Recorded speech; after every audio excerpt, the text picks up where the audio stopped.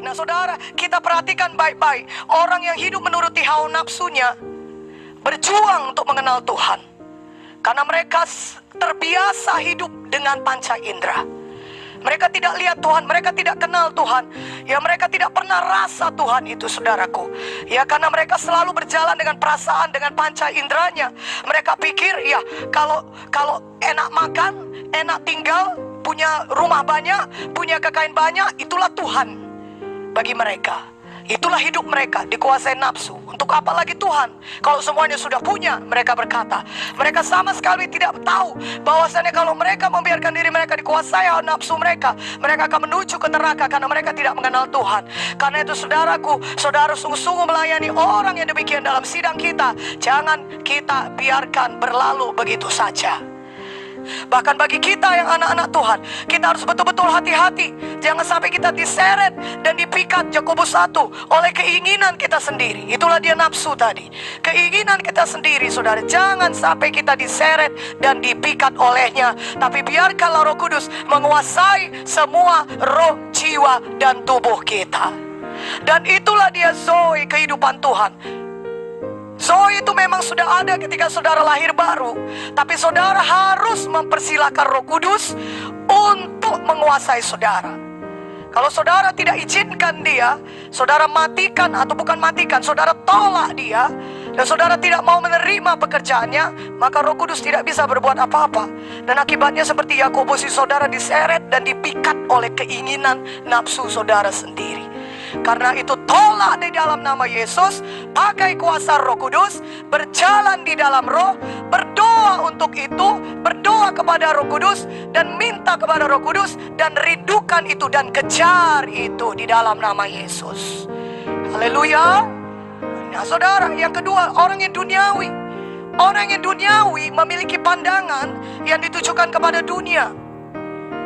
Banyak orang yang hidupnya yang dikuasai nafsu bermetamorfosis.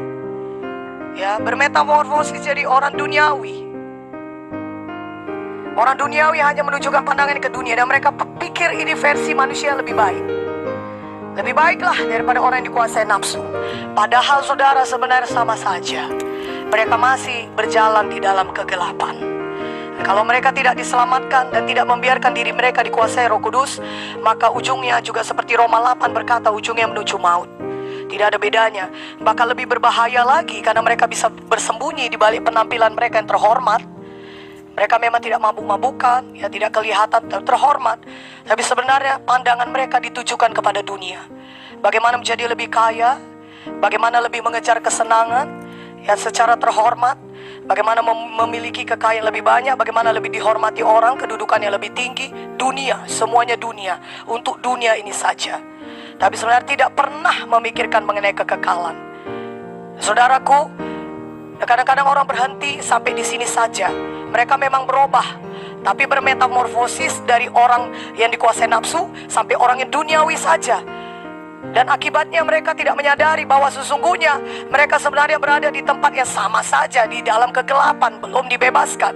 Dan anak-anak Tuhan yang tidak membiarkan, hamba-hamba Tuhan juga yang tidak membiarkan diri yang dikuasai Roh Kudus bisa masuk ke dalam kategori ini.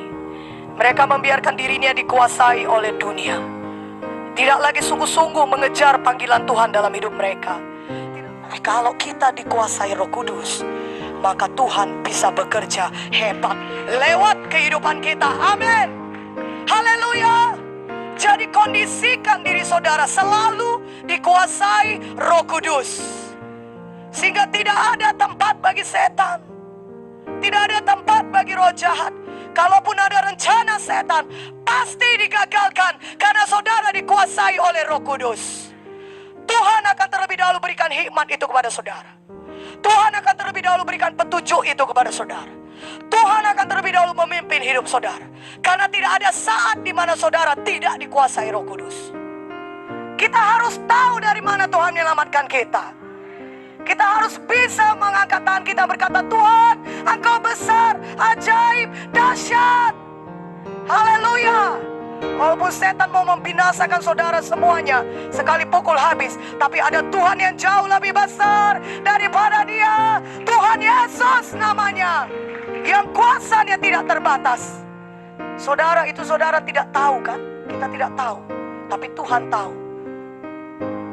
Kalau kita membiarkan diri kita dikuasai Roh Kudus, maka mujizat bisa jadi dalam hidup kita. Haleluya. Haleluya. Sungguh indah hidup dikuasai Roh Kudus. Sungguh ajaib hidup yang dikuasai Roh Kudus. Sungguh penuh perbuatan Tuhan yang besar kalau hidup kita dikuasai Roh Kudus. Sehingga saudara bisa menceritakan banyak kesaksian kemenangan, saudara. Haleluya.